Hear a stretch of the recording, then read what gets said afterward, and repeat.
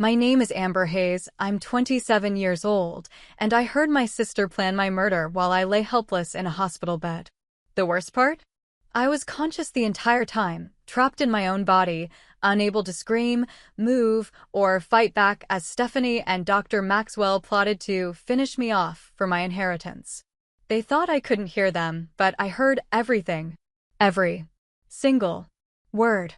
Before I share how I survived their deadly scheme, drop a comment letting me know where you're watching from and hit that subscribe button. Trust me, you'll want to hear how this nightmare ends. Before I found myself locked in a coma, I had what most would consider a picture-perfect life. I'd built a successful career as a photographer, specializing in wildlife and nature photography. My work had been featured in National Geographic twice, and I had just signed a contract for my first solo exhibition at a prestigious gallery in Manhattan. Photography wasn't just my profession. It was my passion, my escape, the way I made sense of the world around me. My apartment in Seattle overlooked the Puget Sound, and on clear days, I could see all the way to the Olympic Mountains. I'd worked hard for everything I had, saving every penny from freelance gigs until I could afford the down payment. My parents had offered to help, but I'd refused. I wanted to make it on my own terms. Speaking of my parents, Thomas and Laura Hayes had been the epitome of a power couple. Dad ran a successful real estate development company, while Mom was a former corporate attorney who quit the rat race to start a nonprofit focused on environmental conservation. They were brilliant, driven, and most importantly, loving. They raised Stephanie and me to believe we could achieve anything with enough determination. Stephanie and I were only 2 years apart. She was 29 to my 27, but sometimes it felt like we existed in completely different worlds. Growing up, we were close in the way siblings often are when they have no choice but to share space and parents. We had our inside jokes and fond memories of family vacations, but there was always an undercurrent of competition. Stephanie was the artistic one, a painter with undeniable talent, but questionable business sense. She'd opened an art gallery 3 years ago, showcasing local artists alongside her own work. The venture had been struggling from the start. The location wasn't ideal, her prices were too high for the neighborhood, and she refused to compromise her artistic vision to attract more customers. Art shouldn't pander to commercial tastes, she'd say whenever I gently suggested featuring more accessible pieces. If people don't understand the value, that's their problem, not mine. Despite her attitude, I wanted her to succeed. That's what sisters do, right? Support each other? So when she came to me 6 months ago, practically in tears over the gallery's impending closure, I agreed to loan her $50,000 to keep it afloat. It was a significant chunk of my savings, but family is family.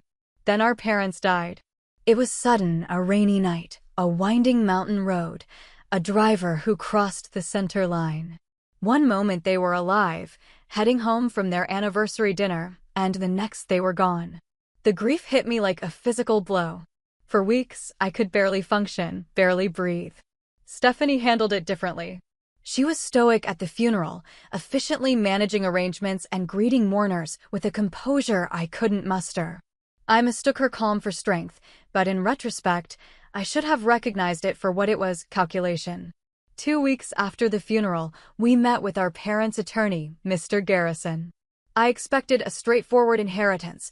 Perhaps the family home would be sold and the assets divided equally between us. What I didn't expect was the size of the estate. My parents had been successful, yes, but I had no idea they'd accumulated a fortune of nearly $12 million. Your parents were excellent investors, Mr. Garrison explained as Stephanie and I sat in shocked silence. And they were very specific about how they wanted their assets distributed. The terms of the will were clear. Stephanie and I would inherit equally, but with conditions. The money would be held in a trust for 2 years, during which time we would need to jointly manage the estate. Major financial decisions required both our signatures. After the 2-year period, we could divide the assets however we saw fit. They wanted to ensure you would work together, Mr. Garrison said, and hopefully strengthen your relationship as sisters in the process. Stephanie's smile didn't reach her eyes. How thoughtful of them. The complications didn't end there. Around the same time, my boyfriend Ryan proposed. Ryan Mitchell was everything I could want in a partner: kind, supportive, ambitious without being cutthroat. We'd been together for 3 years, and I didn't hesitate to say yes. What I'd forgotten, or perhaps subconsciously suppressed, was that Ryan and Stephanie had briefly dated before he and I got together. It was nothing serious, just a few dates that fizzled out naturally. At least, that's what Ryan had told me, and I had no reason to doubt him. But the look on Stephanie's face when I showed her my engagement ring suggested a different story. "Congratulations," she said flatly. "You two deserve each other." I brushed off her reaction as wedding jitters or perhaps a flare-up of her typical dramatics. Instead, I focused on being a supportive sister. When Stephanie came to me again about the gallery, explaining that she needed an additional investment to showcase a promising new artist, I agreed to help. This time, I offered to use part of my inheritance, once we had access to it. 2 years is too long to wait, Stephanie argued. The opportunity will be gone by then. I can't just give you the money, I explained. The will is clear, we need to agree on major expenditures, and the trust administrator has to approve them. It's my money too, she insisted. Why should I have to beg for what's rightfully mine? The argument escalated. Stephanie accused me of always being our parents' favorite, of having everything come easily to me while she struggled. She brought up Ryan, implying that I had stolen him from her. By the end, she was practically shaking with rage. "You've always had everything handed to you," she spat. "The perfect career, the perfect apartment, the perfect fiancé. Now you have the perfect control over my financial future too." "That's not fair," I countered. "I've worked hard for everything I have. And I'm not trying to control you. These are our parents' wishes, not mine." We parted on terrible terms that night. I remembered driving home in a torrential downpour, tears blurring my vision as I replayed our argument. The rain lashed against my windshield, and the wipers struggled to keep up. I was approaching the Aurora Bridge when it happened. My brakes failed. One moment I was slowing for a curve, and the next, my foot was pressing a pedal that went straight to the floor. I pumped frantically, trying to regain control as my car picked up speed. I yanked the emergency brake, but it was too late. My car crashed through the guardrail and plummeted toward the dark water below. The impact was catastrophic. Metal crunched, glass shattered, and water rushed in from all sides. In those final moments of consciousness, a strange thought flashed through my mind. The brake failure didn't feel like an accident. As darkness claimed me, I couldn't shake the feeling that someone wanted me dead. I can't tell you the exact moment I regained consciousness, because there wasn't one. There was no dramatic gasp for air, no sudden opening of eyes, no movie-worthy awakening. Instead, consciousness returned gradually, like a radio being tuned in from static to clarity. First came sounds: beeping machines, hushed voices, squeaking shoes on linoleum. Then sensations: the scratch of hospital sheets, the pinch of N4 in my arm, the dull ache that seemed to encompass my entire body. What didn't come back was my ability to move or speak. I tried to open my eyes, to lift a finger, to make any sign that I was present, aware, listening. Nothing happened.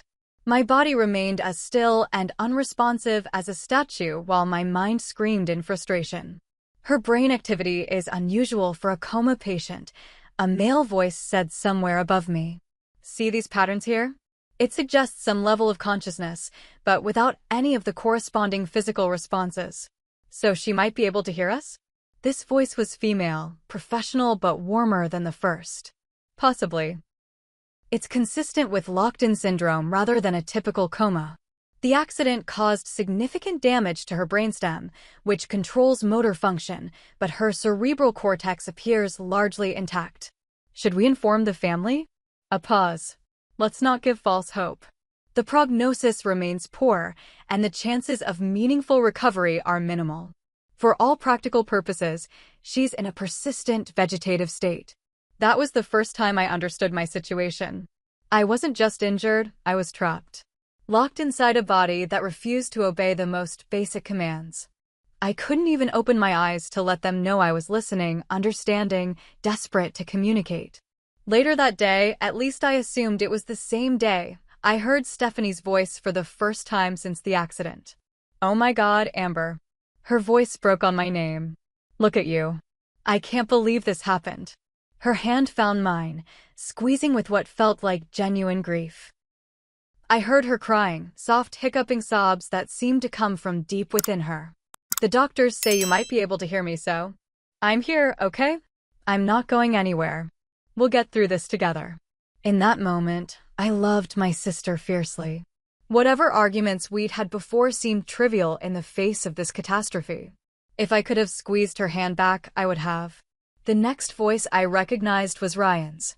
He burst into the room like a whirlwind, his voice tight with panic. Amber, baby, I'm here. I'm right here. His hand replaced Stephanie's, warm and familiar. I came as soon as I heard. The hospital called and, God, I can't believe this. I felt his tears falling on my arm as he leaned over me. I love you so much. Please come back to me. Please. In the days that followed, Ryan was a constant presence. He read to me for hours, my favorite books, news articles, even random Reddit threads that he thought might make me laugh internally. He played our favorite songs and told me stories about our friends, our trips, our plans for the future. The wedding venue called, he said one afternoon. I told them we'd need to postpone, not cancel. Because you're going to walk down that aisle, Amber. Maybe not next month like we planned, but someday. I promise. Stephanie's visits were less predictable. Sometimes she'd sit quietly beside me, occasionally reading magazines aloud or commenting on hospital gossip. Other times she'd talk about the gallery, her voice animated as she described new exhibits or potential investors. Dr. Maxwell was my primary physician, the male voice I'd heard that first day. He seemed competent but detached, discussing my case in clinical terms that made me sound more like a medical curiosity than a person. During his rounds, he'd check my vitals, adjust medications, and occasionally perform simple tests, lifting my eyelids to check pupil response, testing reflexes that never materialized. Any changes? Stephanie asked during one of his visits. Nothing significant, Dr. Maxwell replied. We're maintaining her condition, but without some spontaneous improvement, there's little more we can do. And the chances of that happening? A pause. Given the extent of the damage? Less than 5%. And even then, improvement might mean the ability to blink or move a finger, not a full recovery. So she'll never be Amber again. Stephanie's voice was flat, emotionless. It's extremely unlikely. I wanted to scream. I was still Amber. I was right here, listening to them discuss my future as if I were already gone.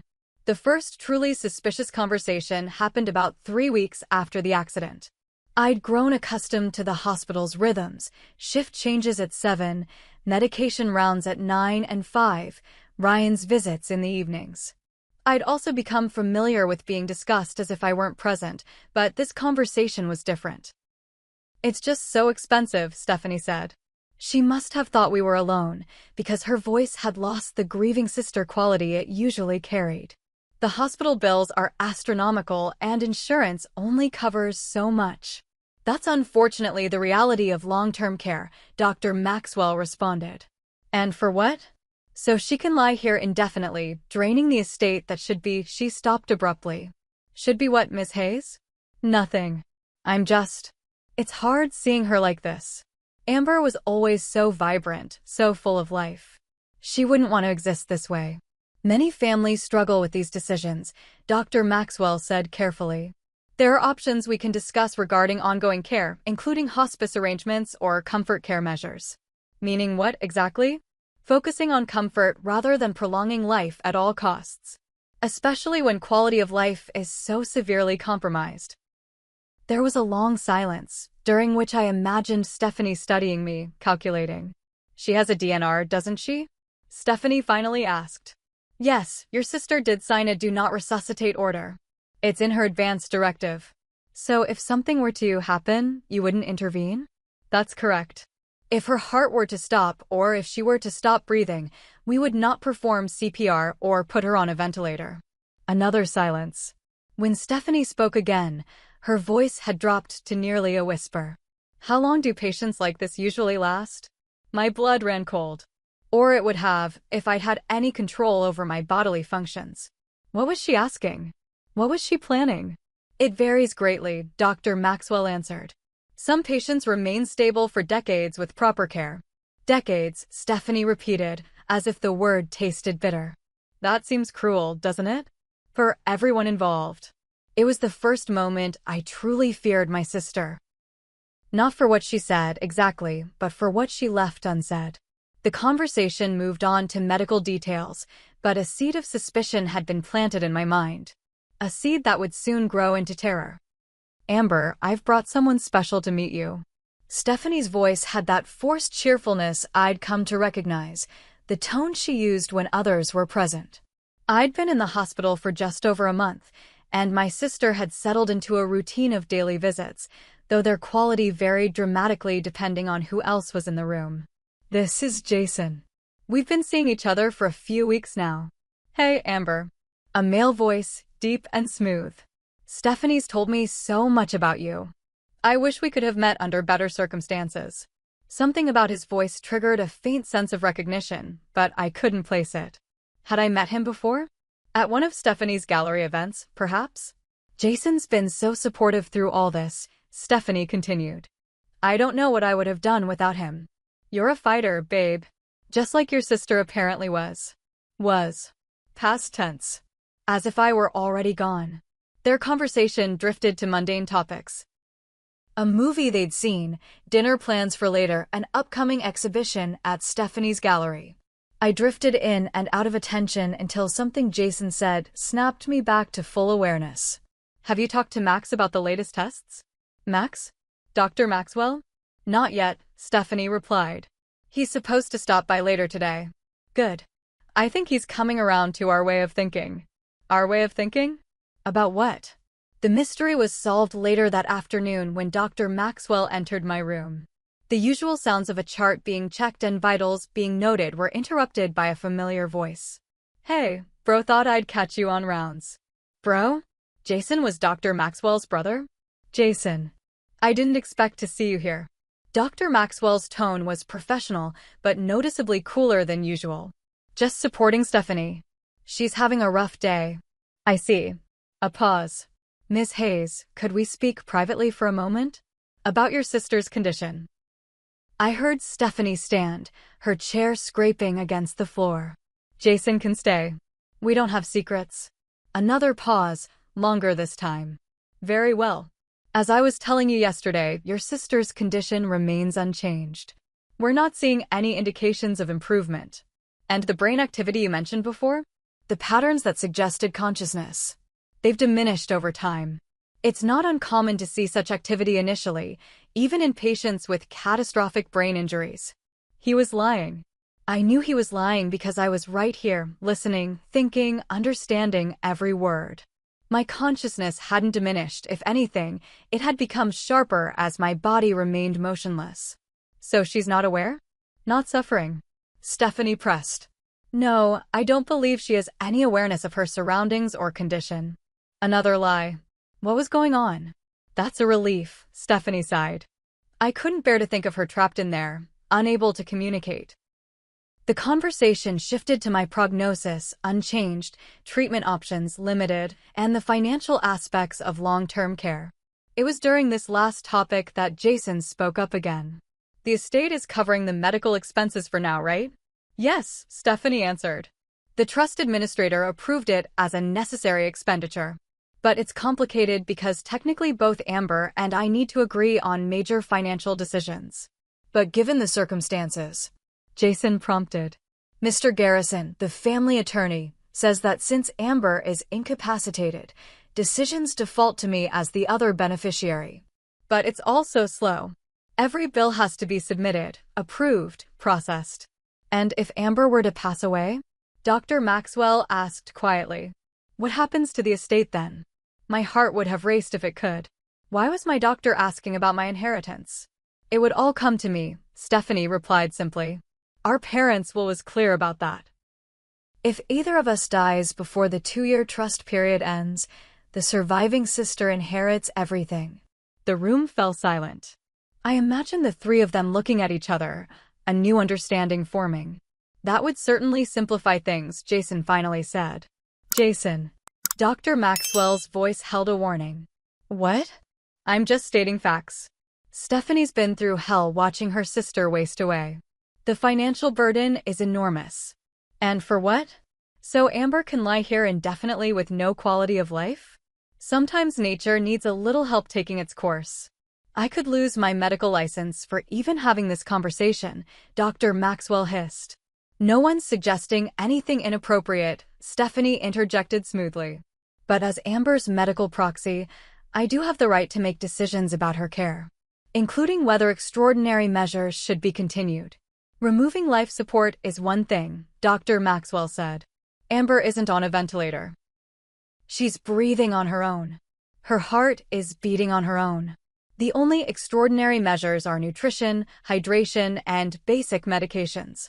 Surely there are other considerations, Jason pressed. Quality of life. Dignity. Financial realities. I can't be part of this conversation. I heard footsteps, Dr. Maxwell leaving, I assumed, but they stopped at the door. Max, wait. Stephanie's voice was urgent. Please. Just hear us out. A long pause, then the sound of the door closing. Dr. Maxwell had stayed. The hospital is in financial trouble, isn't it? Jason asked. I've seen the reports. Budget cuts, layoffs looming.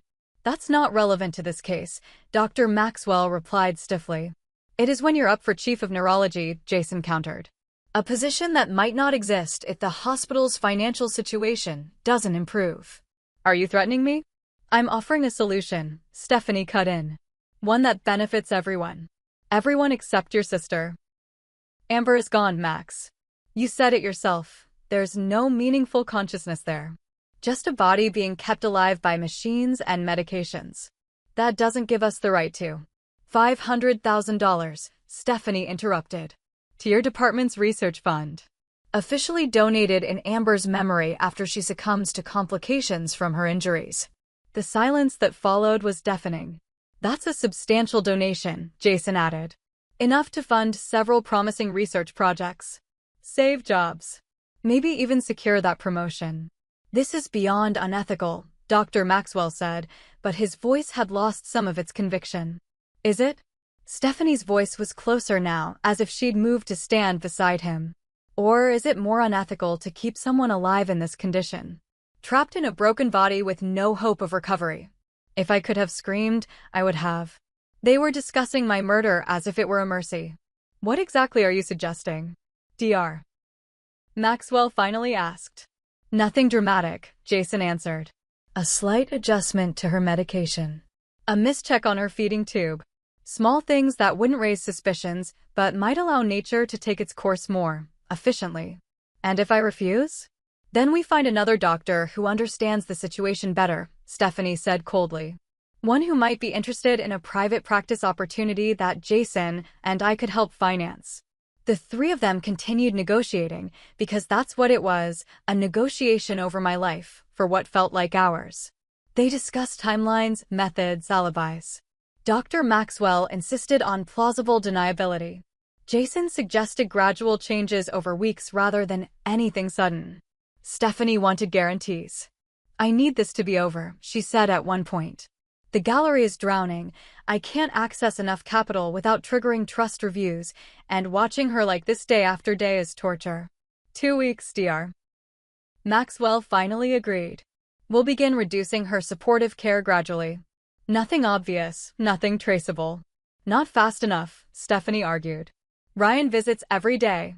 He's watching her like a hawk, looking for any sign of improvement.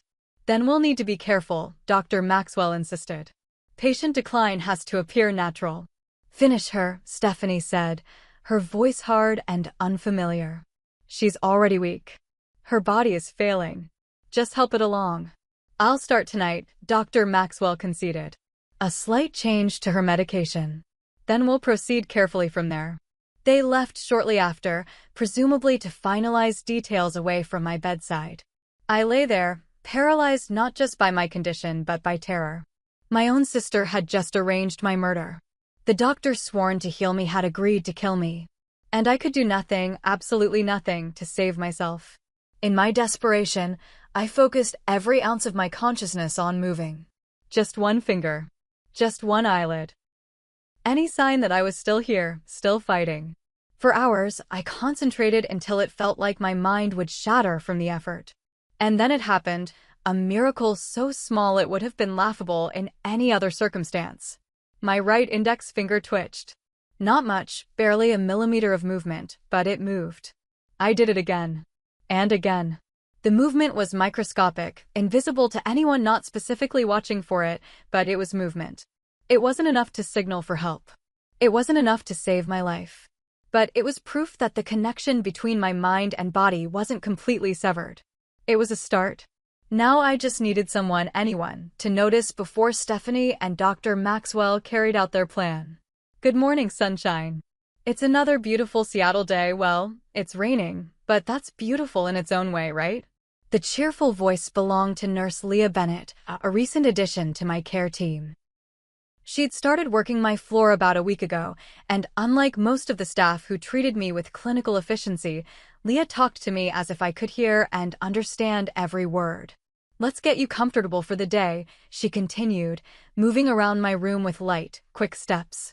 I'm going to change your position to prevent those nasty bed sores, check your vitals, and then we can have our morning chat.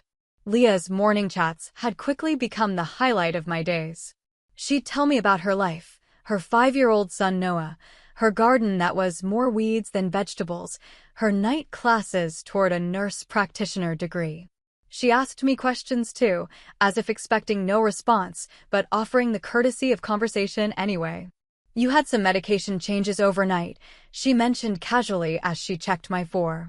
Dr. Maxwell adjusted your anti-seizure meds. Any particular reason, I wonder? Your chart doesn't show any seizure activity. My finger twitched involuntarily at the mention of Dr. Maxwell. I'd been practicing my minimal movement obsessively, and while I couldn't control it perfectly, I could sometimes manage a small twitch in response to strong emotions. Wait a minute. Leah's voice dropped to a whisper. Did your finger just move? She grasped my hand gently, her warm fingers wrapping around mine. Amber? If you can hear me, try to move your finger again. I concentrated with everything I had, focusing all my mental energy on that single digit. Move. Move. Move. A twitch. Barely perceptible, but there. Oh my God. Leah's voice was breathless. You're in there, aren't you? You can hear me. Another twitch. Yes. Yes. I'm here. Okay, stay calm. Both of us need to stay calm. She sounded anything but calm, her words tumbling out rapidly. This changes everything. We need to document this, get another neurological assessment, inform Dr. Maxwell. My finger twitched violently at the doctor's name. What was that? Did you react to Dr. Maxwell's name? Leah asked, her voice sharpening with curiosity. Another twitch. Are you afraid of Dr. Maxwell? Her voice had dropped to a whisper now. Twitch. Has he done something wrong? Twitch. Okay, this is big, Amber. I need to be careful here. Let me think. She released my hand, and I heard her pacing the room. Dr. Maxwell is the head of your care team. If there's something wrong, I need more information before I can help you. And I need evidence of your responsiveness that others can verify. She returned to my bedside. Let's establish a communication system. 1 twitch for yes, 2 for no. Can you do that? I twitched once. Yes. Good. Are you in pain right now? 2 twitches. No. Are you fully conscious and aware of your surroundings? 1 twitch. Yes. And you understand everything being said around you? 1 twitch. Yes. Has Dr. Maxwell done something inappropriate regarding your care? 1 emphatic twitch. Yes. Is it something that could harm you? 1 twitch. Yes. Leah's breath caught. Is he deliberately trying to harm you? 1 twitch. My finger was getting tired, but this was too important. Amber, this is a very serious accusation. I need to be absolutely certain. Is Dr. Maxwell intentionally doing something that could cause your death? 1 firm twitch. Yes. And your sister, is she involved? 1 twitch. Yes. Oh my God. Leah's voice trembled. I need to document this, but I can't let Dr. Maxwell know that I know. He'd just deny it, and without proof. She paused, thinking. Okay, here's the plan. I'm going to document your responses in my personal notes, not the official chart. Then I'm going to bring in Dr. Torres. She's a neurologist I trust completely. We'll establish your consciousness with her as a witness, but we'll keep it quiet for now. I twitched once in agreement. I need to get back to my rounds before someone gets suspicious. But I'll be back as soon as I can with Dr. Torres. In the meantime, try to rest. Don't exhaust yourself trying to move. We're going to figure this out, Amber. I promise. She squeezed my hand gently before leaving. For the first time since overhearing Stephanie's murderous plans, I felt a flicker of hope. Dr. Torres arrived with Leah during the afternoon lull, when the hospital corridors were quietest. This is highly irregular, Nurse Bennett, Dr. Torres was saying as they entered. Dr. Maxwell is the attending physician on this case. Protocol requires. With all due respect, Doctor, I believe this patient is showing signs of consciousness that have been overlooked or ignored. I thought you might want to evaluate her independently before we update the official records. Dr. Torres sighed. Very well. But this had better not be a waste of my time. I heard the rustle of papers as Dr. Torres presumably reviewed my chart. Severe traumatic brain injury, primarily affecting the brainstem. Minimal brain activity consistent with persistent vegetative state. No reported responsiveness to stimuli. She paused. What exactly did you observe, Nurse Bennett? Finger movement in response to questions. Consistent enough to establish a communication pattern, 1 twitch for yes, 2 for no. That could be involuntary muscle spasms. Common in cases like this. With respect, Doctor, these movements were clearly responsive to specific questions. Watch. I felt Leah's hand take mine again. Amber, Dr. Torres is here to help us. Can you show her that you can hear me? 1 twitch for yes. I concentrated and produced a clear twitch. That could be coincidence, Dr. Torres said, though she sounded less certain. Or suggestion on your part. Ask her something yourself, Leah challenged. Something only a conscious person would know. Dr. Torres was quiet for a moment. Then, Amber, if you can hear me, I'm going to ask you a simple math question. Twitch once for yes, twice for no. Is 2 plus 3 equal to 6? I twitched twice. No. Is 2 plus 3 equal to 5? 1 twitch. Yes. My God. Dr. Torres's voice had changed completely, filled with wonder and professional excitement. This is consistent with locked-in syndrome, not a vegetative state. Her consciousness is intact, but her ability to communicate is severely limited by motor impairment. So you believe me? Leah asked. Yes. This changes everything about her prognosis and care plan. We need to inform Dr. Maxwell immediately and update. No. Leah interrupted sharply. I mean, Amber, do you want us to tell Dr. Maxwell about this development? 2 emphatic twitches. No. See? Leah said. Something's wrong. Amber, is there something about Dr. Maxwell that concerns you? 1 twitch. Yes. This is highly unusual, Dr. Torres said slowly. Are you suggesting Dr. Maxwell is providing inadequate care? 1 twitch. Or something worse? Leah pressed. 1 twitch. Dr. Torres was silent for a long moment. These are serious implications. Without concrete evidence. The door to my room suddenly opened, and I heard Stephanie's voice. Oh. I didn't realize Amber had visitors. My finger twitched frantically against Leah's palm. Danger. Danger. Miss Hayes, Leah said smoothly, releasing my hand. This is Dr. Torres, a neurologist consulting on your sister's case. Another neurologist? Why? Has something changed? Stephanie's voice held just the right note of concerned hope, but I knew better now. Just a routine consultation, Dr. Torres replied professionally. We regularly bring in different specialists to provide fresh perspectives on long-term cases. I see. And have you found anything new? We're still conducting our evaluation, Dr. Torres said carefully. Nurse Bennett was just assisting me with some baseline measurements. How dedicated, Stephanie commented. It's comforting to know Amber has such attentive care. Her tone suggested otherwise. "We should continue this later," Dr. Torres said to Leah. "Let's give Ms. Hayes some time with her sister." "Of course, doctor." After they left, Stephanie sat beside my bed. "Well, that was interesting timing," she murmured. "A new neurologist and a very interested nurse. I wonder what they're really looking for." She leaned closer. "It doesn't matter. Dr. Maxwell has everything under control. In a few days, this will all be over, and I can finally start living the life I deserve. The life that should have been mine all along." Her hand brushed my cheek in what would look like a tender gesture to any observer. "You always were Dad's favorite," she whispered. "The golden child who could do no wrong. But where did that get you? Here. Trapped in a broken body while I finally get everything." She stood up. "I should go. Jason's waiting. We're meeting with a real estate agent about a property in Maui. Your half of the inheritance will cover it nicely." After she left, I lay in terrified silence. Leah and Dr. Torres knew I was conscious, but did they truly understand the danger I was in?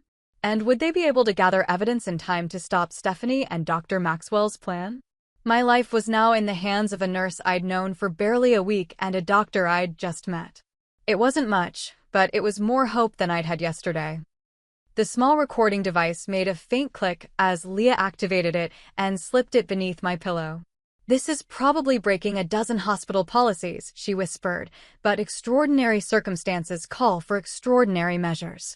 It was 3 days since she and Dr. Torres had confirmed my consciousness, and they had been working tirelessly and secretly to build a case. Dr. Torres had conducted additional neurological tests during consultation visits, carefully documenting my responses while keeping them out of my official medical record. Leah had been tracking irregularities in my medication dosages, noting discrepancies between what Dr. Maxwell ordered and what standard protocol would suggest. "The recorder will run continuously," Leah explained. "It has about 12 hours of battery life, so I'll replace it during my shifts. If Dr. Maxwell or your sister say anything incriminating while they're in here, we'll have it on tape." I twitched my finger once in acknowledgement. My communication abilities had improved slightly with practice. I could now control the timing of my movements better, though I was still limited to that single finger. "Dr. Torres is bringing in a specialist in locked-in syndrome tomorrow," Leah continued. "Dr. Kapoor has developed an eye-tracking system that might give you more communication options. The technology is experimental, but—" She broke off as the door opened. I felt her hand quickly adjust my pillow, concealing the recorder more securely. "Nurse Bennett." Dr. Maxwell's voice was cool. "I wasn't aware Ms. Hayes was due for care at this hour." "Just checking her comfort levels, doctor," Leah replied professionally. "Her position needs adjustment every 2 hours to prevent pressure sores." "I'm familiar with standard protocols, thank you." He paused. "I'll take it from here. You're needed in room 412. "Of course, doctor." Leah squeezed my hand quickly before leaving. A silent message of solidarity. Once we were alone, Dr. Maxwell moved around the room, checking equipment and making notes in my chart. "Your sister tells me you had additional visitors yesterday," he remarked casually. "Dr. Torres, I believe?" I wasn't aware I'd approved a neurology consult. Of course he hadn't. That was the point. "Hospital policy requires all consultations to be authorized by the attending physician," he continued. "I'm sure it was just an administrative oversight. I've spoken with Dr. Torres to clarify the situation." His voice had an edge that made me deeply uneasy. Had he intimidated Dr. Torres? Threatened her career if she continued investigating? "In any case, I've adjusted your medication regimen again," he said, his tone deceptively conversational. "Your blood pressure has been unstable, nothing alarming, but enough to warrant intervention. We'll start you on a new drug today." I knew what that meant. Another step in their plan to let nature take its course. I desperately wished I could see what he was adding to my four. "Your sister is very concerned about your quality of life," he continued. "As am I. Sometimes the kindest thing we can do for our patients is to ease their suffering. All of their suffering." The recorder was capturing every word, but would it be enough?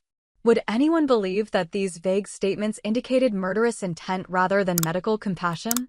Dr. Maxwell left shortly after, and I was alone with my thoughts and the hidden recorder. Hours passed. Nurses came and went, none of them Leah, to my disappointment. Then, in the early evening, I heard Stephanie and Jason enter my room. "Max says everything's progressing," Stephanie said quietly, once they were sure we were alone. "The new medication should start affecting her kidney function within days." "Good," Jason replied. "The sooner this is over, the better." "Did you talk to the trust administrator?" "Yes, he confirmed that everything transfers to me upon Amber's death. I've already found the perfect property for us in Maui. 6 bedrooms, private beach, room for your design studio. And the gallery expansion? Already in negotiations for the space next door. With Amber's half of the inheritance, we'll have more than enough to create the premier art destination in Seattle." Their conversation continued, detailing all the ways they planned to spend my money once I was dead. Jason mentioned needing to take care of the brake line evidence from my car accident, confirmation of what I'd suspected all along. Stephanie hadn't just been willing to let me die, she'd caused the accident in the first place. They were interrupted by a knock at the door. Ryan entered, and the atmosphere in the room immediately changed. "Stephanie."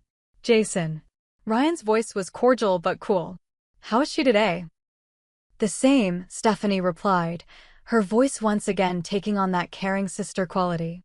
Dr. Maxwell adjusted her medication again. "We're still hoping for the best."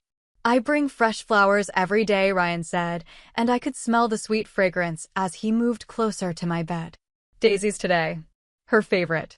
"That's sweet," Stephanie said, sounding anything but sincere. "We should give you some privacy." Jason and I were just leaving. After they departed, Ryan sat beside me, taking my hand. "Hey, beautiful," he said softly. "It's just us now." He talked to me about his day, about our friends, about a house he'd seen that would be perfect for us when you wake up. His unshakable faith in my recovery would have brought me to tears if I could cry. "Something strange happened today," he mentioned. "A nurse I haven't seen before pulled me aside and asked questions about your accident. About your relationship with Stephanie. It seemed odd." That would be Leah, I realized. She was investigating the accident. She wanted to know if your brakes had been serviced recently, if anyone else had access to your car. I told her you'd mentioned weird noises a few days before the crash, but you hadn't had time to get it checked out. Ryan continued, unaware that he was providing crucial information. "Also, I found something in your studio yesterday when I was watering your plants. A notebook where you'd written some concerns about Stephanie's behavior after your parents died. About large withdrawals from the gallery account that didn't match reported expenses." I'd forgotten about that notebook. I'd started documenting discrepancies in Stephanie's financial reporting, concerned that she was misusing the money I'd loaned her. I didn't think much of it at the time, but with this nurse asking questions. "I don't know. Something doesn't feel right." Ryan squeezed my hand. "I know Stephanie's your sister, but she's been acting strangely. Yesterday, I overheard her talking about when this is all over in a way that made it sound like she's expecting you to die." My finger twitched against his palm. Ryan gasped. "Amber? Did you just? Can you hear me?" I twitched again, deliberately. "Oh my God. Oh my God." His voice broke. "You're in there. You can hear me." One twitch. "Yes. The doctors said, they said you weren't conscious, that your brain activity was minimal. Have you been aware this whole time?" One twitch. Can you understand everything I'm saying?" One twitch. "Amber, this changes everything. We need to tell Dr. Maxwell right away." Two frantic twitches. No. What? Why not? This is incredible news. How could I explain? With just yes and no responses, how could I tell him that Dr. Maxwell was trying to kill me?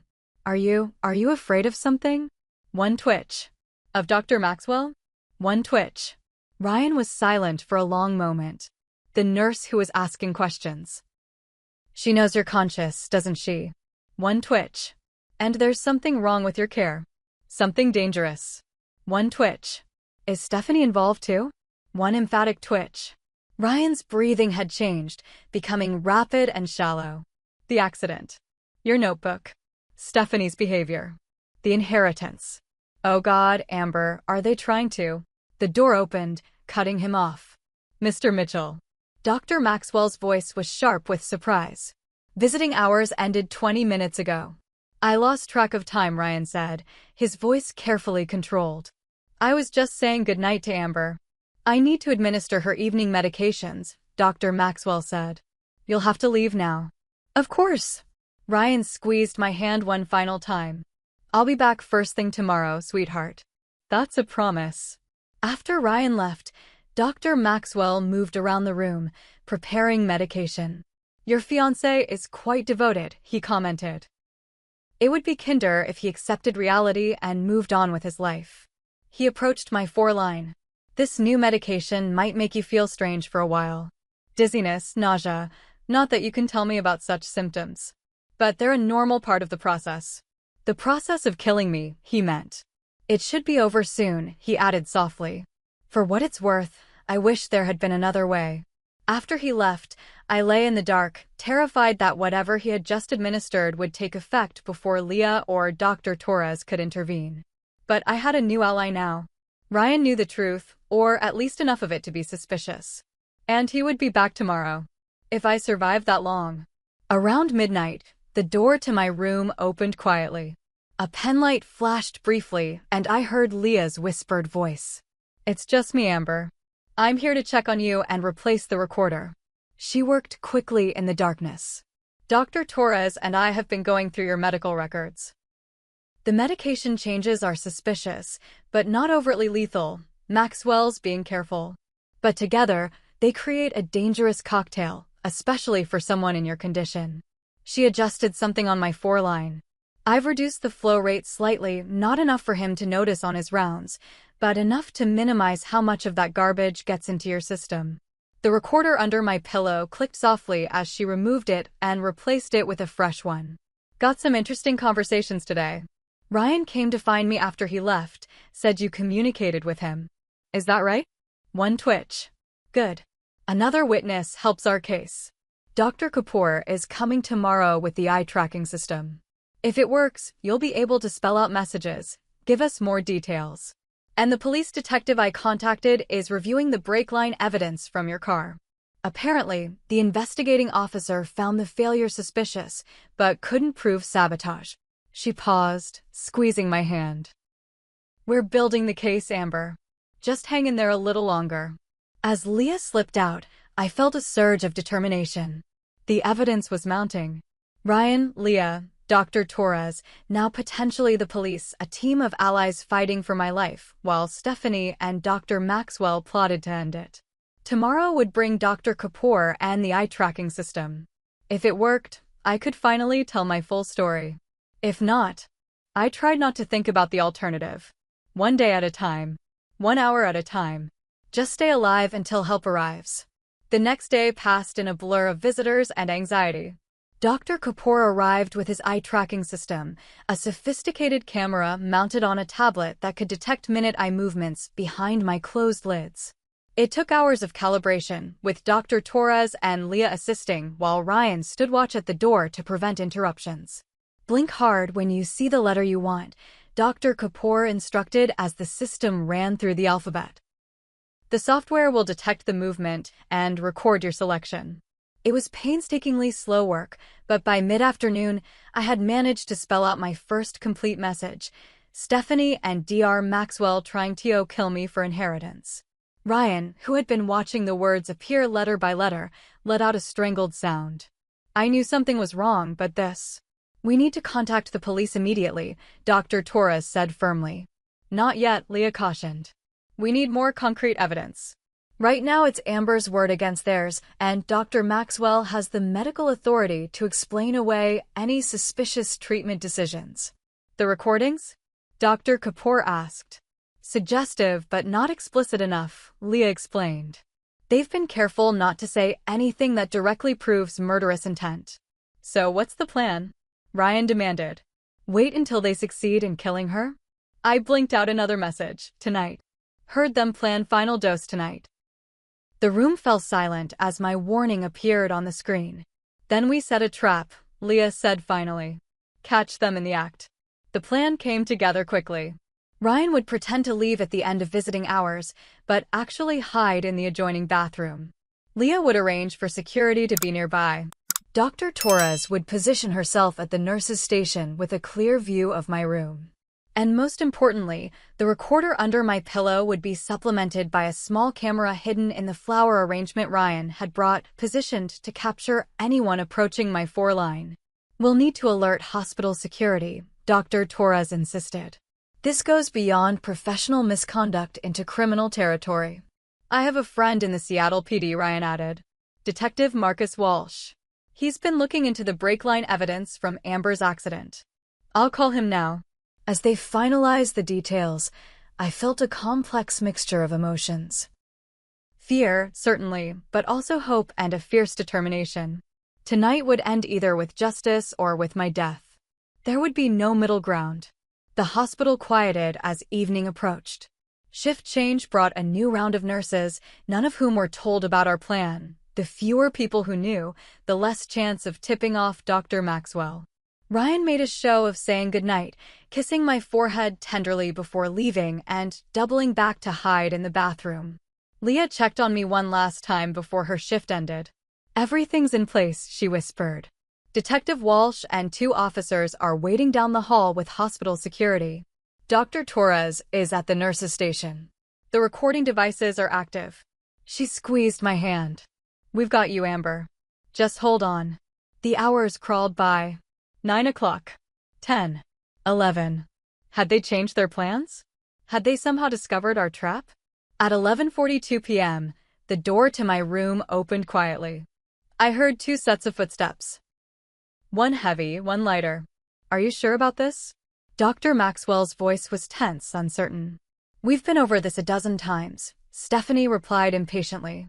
"The DNR gives us legal cover. If anyone asks, she had an unexpected cardiac event.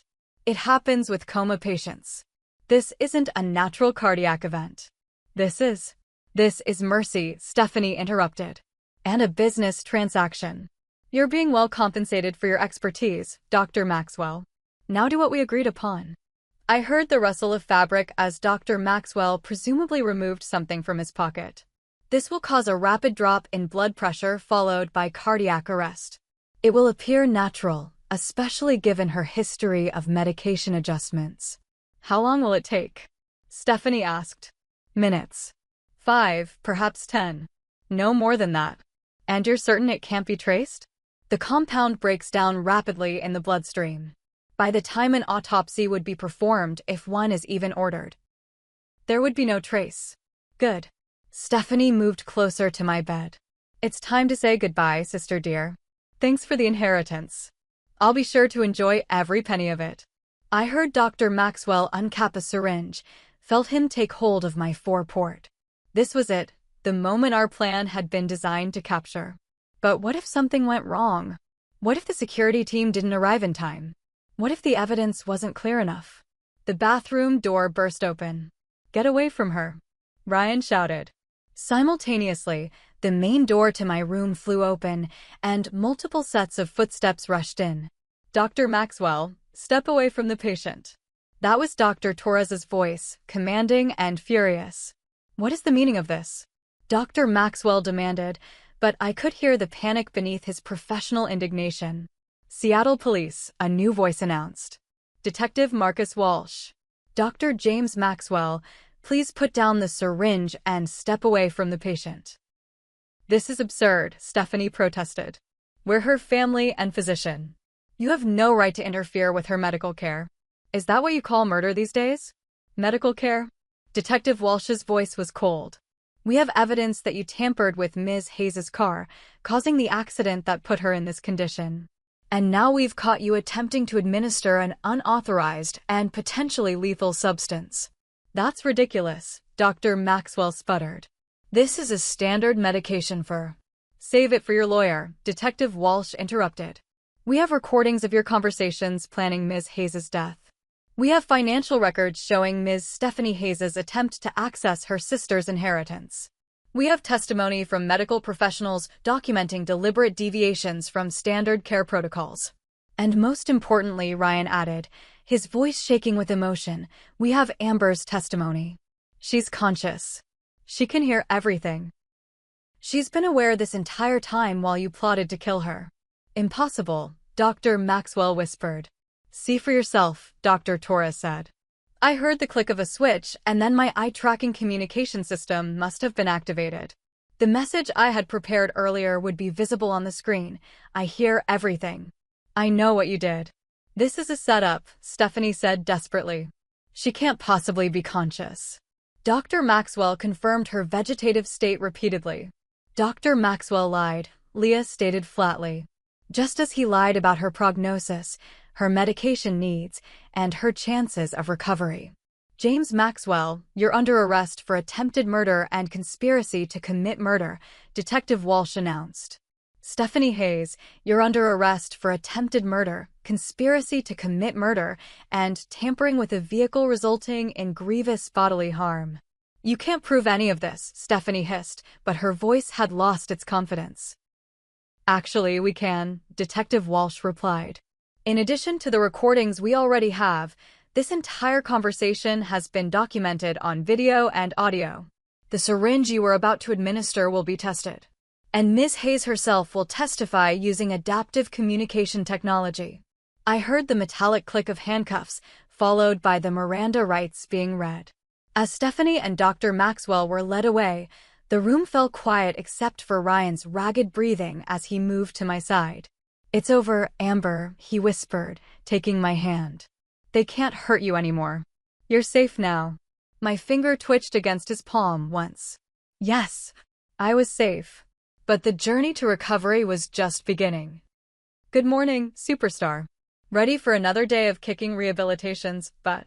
6 months had passed since the night of Stephanie and Dr. Maxwell's arrest, and my life had transformed in ways I never could have imagined during those dark days trapped in my unresponsive body. The voice belonged to Diana, my physical therapist, a perpetually enthusiastic woman with boundless energy and unwavering optimism. She had been with me since I was transferred to the Seattle Rehabilitation Center, one of the country's leading facilities for traumatic brain injury recovery. "Let's see those arm lifts we've been working on," she encouraged, supporting my right arm as I struggled to raise it independently. The journey to this point had been grueling. After Stephanie and Dr. Maxwell were arrested, I was immediately transferred to a different hospital, where a complete reassessment of my condition was performed. The diagnosis confirmed what Leah and Dr. Torres had suspected: locked-in syndrome rather than a persistent vegetative state. With the proper treatment, free from Dr. Maxwell's sabotage, my condition began to improve incrementally. First came more reliable communication. Dr. Kapoor's eye-tracking system was replaced by a more sophisticated version that allowed me to communicate with increasing speed and accuracy. Then, miraculously, I began to regain minor motor functions, first the finger movements I had already discovered, then slight movements of my wrists, then limited facial expressions. Speech was harder. The neurological pathways controlling my vocal cords had been severely damaged in the accident. But after months of speech therapy with the tireless Ms. Garcia, I managed my first audible words: "Thank you." Those words were directed at Leah, who had come to visit me on her day off. She had cried then, wrapping me in a gentle hug as tears streamed down both our faces. Ryan had been my rock throughout it all. He had taken a leave of absence from his job as an architectural engineer to be with me every day, only returning to part-time work when my condition stabilized. Every milestone, every setback, every moment of progress or frustration, he was there, holding my hand, encouraging me, loving me unconditionally. "You're doing amazing, Amber," Diana said now as I completed my 10th arm lift. "The neural pathways are definitely re-establishing themselves. Dr. Lopez is going to be impressed when he sees you next week."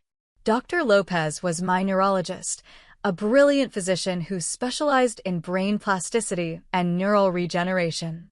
Unlike Dr. Maxwell, whose cold clinical approach had masked murderous intentions, Dr. Lopez combined medical expertise with genuine compassion. "Ready to try standing today?" Diana asked, her eyes twinkling with challenge. I nodded, a motion that had once been impossible but was now part of my growing repertoire of movements. Standing remained one of the most difficult physical challenges, requiring coordination and strength that my damaged nervous system struggled to provide. But I was determined to walk again, to walk down the aisle to Ryan, specifically. Our wedding had been postponed, not canceled. The new date was set for 1 year after my accident, an anniversary that would transform from tragedy to triumph. I was determined to stand for our vows, even if I needed support. While my physical rehabilitation progressed, the legal case against Stephanie and Dr. Maxwell had moved forward with surprising speed. The evidence was overwhelming. The recordings captured in my hospital room, combined with forensic analysis of my car that confirmed tampering with the brake lines, provided prosecutors with an airtight case. Jason, Dr. Maxwell's brother and Stephanie's boyfriend, had quickly turned state's evidence in exchange for immunity, revealing the entire conspiracy in detailed testimony. Stephanie had first approached him with the plan to access my inheritance, knowing his connection to Dr. Maxwell might prove useful. Together, they had convinced the doctor to join their scheme, exploiting his financial difficulties and professional ambitions. I provided testimony as well, using the eye tracking system to answer questions during a special deposition arranged by the district attorney. Seeing Stephanie in the courtroom, handcuffed, dressed in prison orange, her face a mask of cold hatred, had been one of the most difficult moments of my recovery. "She's not worth your energy," Ryan had whispered during a break in the proceedings. "Focus on getting better. Focus on us." He was right, of course. But forgiveness didn't come easily, not when my own sister had tried to kill me twice, first by sabotaging my car, then by conspiring with my doctor to finish the job when the accident failed to kill me. The trial lasted 3 weeks. In the end, both Stephanie and Dr. Maxwell were convicted on all counts. Stephanie received 30 years without possibility of parole. Dr. Maxwell, who had expressed remorse during sentencing, received 25 years. Their appeals were ongoing, but the prosecuting attorney had assured me their convictions were solid. "Okay, on 3, Diana said, bringing me back to the present moment. 1, 2, 3. With her support, I pushed up from my wheelchair, legs trembling with effort as they took my weight. Each time I managed to stand a little longer, a little stronger. Today, I remained upright for nearly a minute before needing to sit again. That's a new record," Diana exclaimed, high-fiving me as I settled back into the chair. "You're making incredible progress, Amber. Truly remarkable." Later that afternoon, Leah visited during her lunch break. She had been promoted to head nurse on her floor, a recognition of her exceptional care and ethical standards. More importantly to me, she had become a dear friend. "Guess who's starting the police academy next month?" she announced as she unwrapped the sandwiches she'd brought for our lunch. "Noah's father?" I asked. My speech was still slow and somewhat slurred, but improving daily. "Yes." After years of talking about it, Marcus finally submitted his application. Passed all the tests with flying colors. Marcus Walsh, the detective who had arrested Stephanie and Dr. Maxwell, had become a regular fixture in Leah's life after they met during my case. Their relationship had developed slowly, with Marcus taking time to bond with Leah's son Noah before things turned romantic. "He's good for you," I said, genuinely happy for my friend. "Noah loves him." "He does," Leah agreed, smiling softly. "And well, let's just say I'm not opposed to the idea of giving Noah a sibling someday." We chatted about her relationship, my upcoming wedding, and the foundation Ryan and I were establishing to support patients with locked-in syndrome and other forms of traumatic brain injury. The Hayes Mitchell Foundation would provide funding for adaptive communication technology, specialized rehabilitation programs, and support services for families navigating the challenging journey of recovery. "Using your inheritance to help others in your situation, I think your parents would be proud," Leah said. My parents. Their deaths still ached like a fresh wound sometimes. The knowledge that Stephanie had resented them, had coveted their money so intensely that she was willing to kill her own sister to get it, that was a pain that might never fully heal. "Sometimes I wonder," I said slowly, carefully forming each word if I missed signs. "Before the accident, Signs that Stephanie was capable of this. Leah reached across the table to squeeze my hand. Don't do that to yourself. Some people hide their darkness well. You chose to see the best in your sister, to help her when she needed it. That speaks to your character, not your judgment. That evening, Ryan brought dinner from our favorite Thai restaurant, setting up an impromptu picnic in my room at the rehabilitation center. I spoke with the contractor today, he said as we ate. The house modifications should be finished by the time you're discharged. Wheelchair ramps, accessible bathroom, the works. Though at the rate you're improving, you might not need them for long. The house was another new beginning, a single-story craftsman near Green Lake that we had purchased with part of my inheritance. It represented our future together, designed to accommodate my current limitations while allowing for the progressive recovery we both believed in. The dress fitting is next week, I reminded him. My wedding dress had been specially designed to work with either my wheelchair or the walker I was graduating to. No peeking. Wouldn't dream of it, he promised, leaning over to kiss me softly. Though I already know you'll be the most beautiful bride in history. That night, after Ryan left and the rehabilitation center quieted for the evening, I sat by the window of my room, looking out at the Seattle skyline glittering in the distance. My body was still weak, my speech still impaired, but my mind was clear and focused on the future. From the depths of tragedy had come unexpected gifts, a deeper appreciation for life's fragility and beauty, the knowledge of how fiercely I was loved, the chance to help others facing similar challenges. I would never be the same person I was before the accident, physically or emotionally, but perhaps this new version of Amber Hayes would be stronger in the broken places, more compassionate because of the suffering endured. Tomorrow would bring more physical therapy, more speech exercises, more small victories and inevitable frustrations. The path to recovery stretched long before me, with no guarantees of how far I might progress. But I was alive. I was loved. I was moving forward. And for the first time since hearing those chilling words, "Finish her, she's already weak," I felt truly, completely free. If my story has touched you in any way, please consider subscribing to hear more survival stories like mine. Have you ever had someone close to you betray your trust? How did you handle it? Share your experiences in the comments below. Your words might help someone else feeling alone in their struggle. Don't forget to like and share this video if you found it meaningful. Thank you for joining me on this journey, and remember, even in your darkest moments, never stop fighting for your life. You're stronger than you know.